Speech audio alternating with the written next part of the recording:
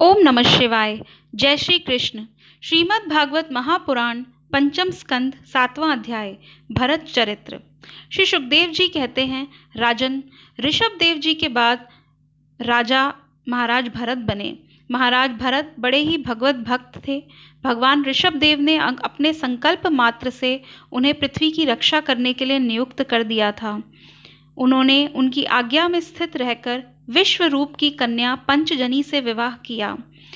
पंचजनी के गर्भ से उनके सुमति, राष्ट्रभृत, सुदर्शन, आवरण और धूम्रकेतु नामक 5 पुत्र हुए, जो बिल्कुल उन्हीं के समान थे।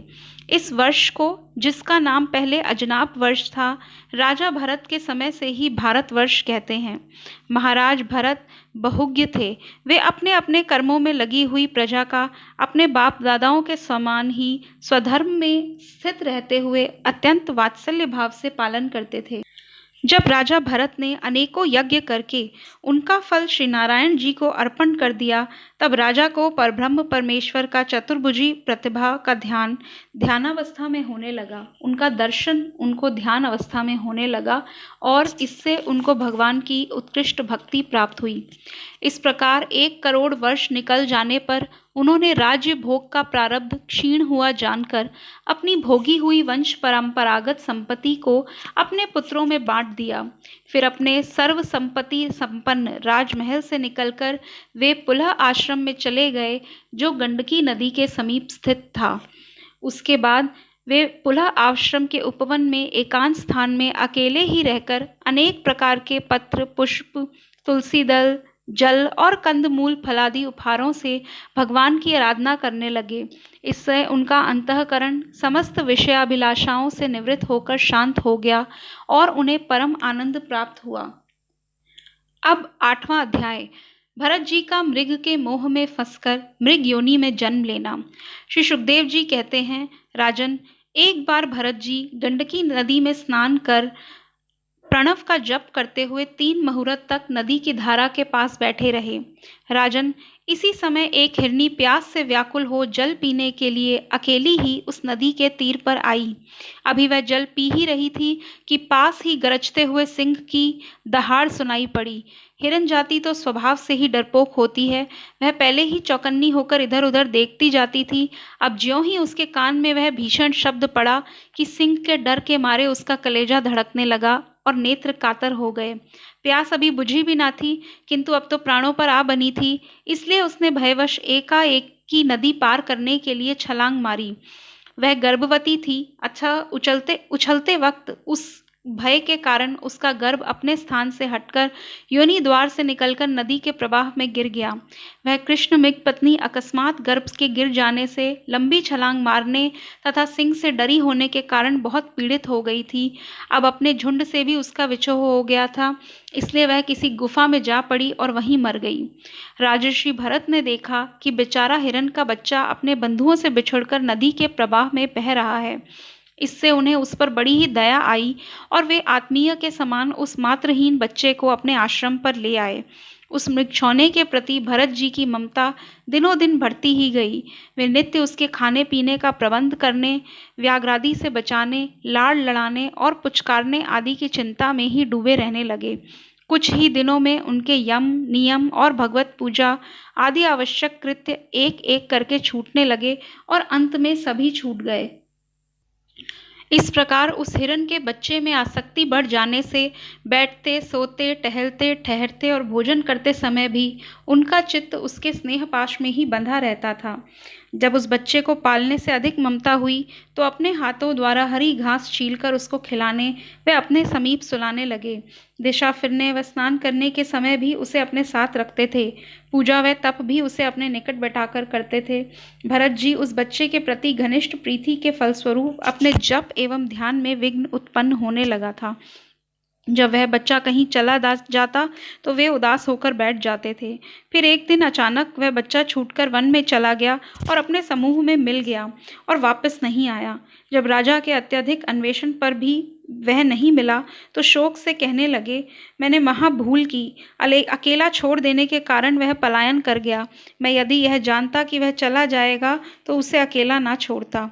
ईश्वर कृपा करके मेरे भाग्योदय करें, जिससे बच्चा मेरे पास आ जाए। क्रोधित होने पर वह मुनीश्वरों के बालकों की तरह डरता था। पृथ्वी, तूने उसे अकेले देखकर उठा लिया है, अतः मेरे बच्चे को बता दे। जब इस प्रकार शोक विलाप करते हुए रात्रि काल आ गया तो राजा बोला, हे चंद्रमा, तुम्हारी दृष्टि में वह बच्चा अवश्य होगा, अतः जा मेरा बच्चा हो कृपा कर बता दो, जिससे वह मिल जाए, नहीं तो मेरे प्राण निकलने के लिए व्याकुल हैं। पुत्र की मृत्यु होने पर जो शोक होता है, उससे अधिक चिंता भरत जी ने उस बालक के लिए की। उस दिन स्नान, पूजा और भोजन कुछ नहीं किया और उसी शोक में मर गए। उस बच्चे के शोक में और उसके ध्यान में मरने के कारण उन्होंने अगली जन्म में हिरण का जन्म प्राप्त किया। सुखदेव जी बोले, हे राजन, भरत जी हिरण का जन्म प्राप्त कर वन में रहने लगे। तथापि हरि भजन की महिमा से पिछले जन्म की स्मृति उनको थी, अतः वह अपनी अज्ञानता को याद कर मन में विचारते थे कि हरि चरणों को त्याग कर जैसा स्नेह उस बच्चे से किया, वैसा अपनी पत्नी व पुत्र से भी नहीं किया। उसके मोह के कारण ही मनुष्य से हिरण की देह पाई है। भरत जी पूर्व बात सोचकर किसी हिरण आदि से प्रेम नहीं करते थे। कहते थे कि ना मालूम इसकी संगति से मेरी क्या गति होगी। इसी कारण वह किसी जीव को पीड़ित भी नहीं करते थे और ना हरी घास खाते थे। इस प्रकार मृग बने हुए राजर्षि भरत के हृदय में जो वैराग्य भावना जागृत हुई, उसे छिपाए रखकर उन्होंने अपनी माता मृगी को त्याग दिया और अपनी जन्मभूमि कालंजर पर्वत से वे फिर शांत स्वभाव मुनियों के प्रिय उसी शालीग्राम तीर्थ में, जो भगवान का क्षेत्र है, पुलस्त्य और पुलह ऋषि के आश्रम पर चले गए। वहां रहकर भी वे काल की ही प्रतीक्षा करने लगे। आसक्ति से उन्हें बड़ा भय लगने लगा था। बस अकेले रहकर वे सूखे पत्ते, घास और झाड़ियों द्वारा निर्वाह करते मृग योनि की प्राप्ति कराने वाले प्रारब्ध के क्षय की बाट देखते रहे। अंत में उन्होंने अपने शरीर का आधा भाग गंडकी के जल में डुबोए रखकर उस मृग शरीर को छोड़ दिया। अब 9वां अध्याय, भरत जी का ब्राह्मण कुल में जन्म। श्री सुखदेव जी कहते हैं, राजन, अंगीरस गोत्र में सभी गुणों से संपन्न एक श्रेष्ठ ब्राह्मण थे। उनकी बड़ी स्त्री से उन्हीं के समान विद्या, शील, आचार, रूप और उदारता आदि गुणों वाले 9 पुत्र हुए तथा छोटी पत्नी से एक ही साथ एक पुत्र और एक कन्या का जन्म हुआ। इन दोनों में जो पुरुष था वह परम भागवत राज शिरोमणि भरत ही थे। वे मृग शरीर का परित्याग करके अंतिम जन्म में ब्राह्मण हुए थे, ऐसा महापुरुषों का कथन है। इस जन्म में भी भगवान की कृपा से अपनी पूर्व जन्म परंपरा का स्मरण रहने के कारण वे इस आशंका से कि कहीं फिर कोई विघ्न उपस्थित ना हो जाए, अपने स्वजनों के संग से भी बहुत डरते थे और हर वक्त हरि भजन में ही ध्यान लगाए रहते थे। अपने पिता के डांटने पर भी पढ़ने में मन नहीं लगाया।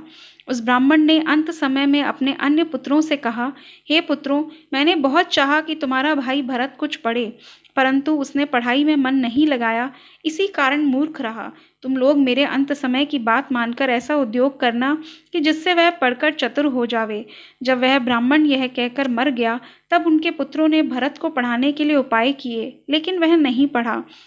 जड़ भरत का रूप बनाकर ऐसा रहने लगे कि कोई खिला दे तो खावे, पिला दे तो पीवे, नहीं तो कुछ सोच ना करके दिन रात परमेश्वर के ध्यान में मग्न रहे। भरत जी के भाइयों ने यह हाल देखकर उससे अपना मन अलग कर लिया, परंतु भोजन उसको दे दिया करते थे। जब उन्होंने देखा कि यह घर गृहस्थी का कोई काम नहीं करता, वृथा ही खाता है, तब तो उसे अपना खेत अगोरने के लिए बैठाकर कहा कि तुम देखा करो, जिससे इस खेत का अनाज कोई न ले जावे, पशु पक्षी भी न खाने पावें। जड़ भरत ने उसकी कुछ रखवारी न की और वहां आनंद पूर्वक बैठकर परमेश्वर का ध्यान तथा स्मरण करने लगे।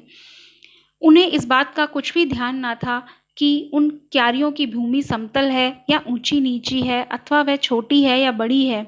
उनके भाई उन्हें जो भी कुछ खाने के लिए दे देते थे, चाहे बर्तनों में लगी हुई खुरचन ही क्यों ना हो, वह उसको अमृत के समान खा लेते थे। किसी समय डाकुओं के सरदार ने, जिसके सामंत शूद्र जाति के थे, पुत्र की कामना से भद्रकाली को मनुष्य की बलि देने का संकल्प किया। उसने जो पुरुष पशु बलि देने के लिए पकड़ मंगाया था, वह दैववश उसके फंदे से निकलकर भाग गया। उसे ढूंढने के लिए उसके सेवक चारों ओर दौड़े, किंतु अंधेरी रात में आधी रात के समय कहीं उसका पता न चला। इस समय देवयोग से अकस्मात उनकी दृष्टि इन अंगीरस गोत्रीय ब्राह्मण कुमार पर पड़ी, जो वीरासन से बैठे हुए मृग, वराह आदि जीवों से खेतों की रखवाली कर रहे थे। उन्होंने देखा कि यह पशु तो बड़े अच्छे लक्षणों वाला है, इससे हमारे स्वामी का कार्य अवश्य सिद्ध हो जाएगा। यह सोचकर उनका मुख आनंद से खिल उठा और वे उन्हें रस्सियों से बांधकर चंडिका के मंदिर में ले आए। उसके बाद उन चोरों ने अपनी पद्धति के अनुसार विधि पूर्वक उनको अभिषेक व स्नान करवाकर कोरे वस्त्र पहनाए तथा अनेक प्रकार के आभूषण, चंदन, माला और तिलक आदि से विभूषित कर अच्छी तरह भोजन कराया। फिर धूप, दीप, माला, खील, पत्ते, अंकुर और फल आदि उपहार सामग्री के सहित बलिदान की विधि से गान, स्तुति और मृदंग एवं ढोल आदि का महान शब्द करते हुए उस पुरुष पशु को भद्रकाली के सामने नीचा सर करा के बैठा दिया। इसके पश्चात दस्युराज के पुरोहित बने हुए लुटेरों ने उस नर पशु के रुधिर से देवी को तृप्त करने के लिए देवी मंत्रों से अभिमंत्रित एक तीक्ष्ण खड्ग उठाया। चोर स्वभाव से तो रजोगुणी तमोगुणी थे ही, धन के मद से उनका चित्त और भी उन्मत्त हो गया था। हिंसा में भी उनकी स्वाभाविक रुचि ही थी। इस समय तो वो भगवान के अंश स्वरूप ब्राह्मण कुल का तिरस्कार करके स्वच्छंदता से कुमार्ग की ओर बढ़ रहे थे। आपत्ति काल में भी जिस हिंसा का अनुमोदन किया गया है, उसमें भी ब्राह्मण का वध सर्वथा निषेध है। तो भी वे साक्षात ब्रह्म भाव को प्राप्त हुए वैरहीन तथा समस्त प्राणियों के सुहृद एवं एक ब्रह्मऋषि कुमार की बलि देना चाहते थे। यह देखकर, भयंकर कुकर्म देखकर देवी भद्र काली के शरीर में अति दुस्सह ब्रह्म तेज से दाह होने लगा और वो एकाएक मूर्ति को फोड़कर प्रकट हो गई। अत्यंत असहनशीलता और क्रोध के कारण उनकी भौहें चढ़ी हुई थी तथा कराल दाढ़ों और चढ़ी हुई लाल आंखों के कारण उनका चेहरा बड़ा भयानक जान पड़ता था। उनके उस विकराल वेश को देखकर ऐसा जान पड़ता था मानो वे इस संसार का संहार कर डालेंगी। उन्होंने क्रोध से तड़ककर बड़ा भीषण अट्टहास किया और उछलकर उस अभिमंत्रित खड्ग से ही उन सारे पापियों के सर उड़ा दिए और अपने गणों के सहित उनके गले से बहता हुआ गरम गरम रुधिर रूप आसफ पीकर अति उन्मत्त हो ऊंचे स्वर से गाती और नाचती हुई उन सिरों को ही गेंद बनाकर खेलने लगी। सच है, महापुरुषों के प्रति किया हुआ अत्याचार रूप अपराध इसी प्रकार ज्यों का त्यों अपने ही ऊपर पड़ता है। यह अध्याय यहीं समाप्त हुआ। धन्यवाद।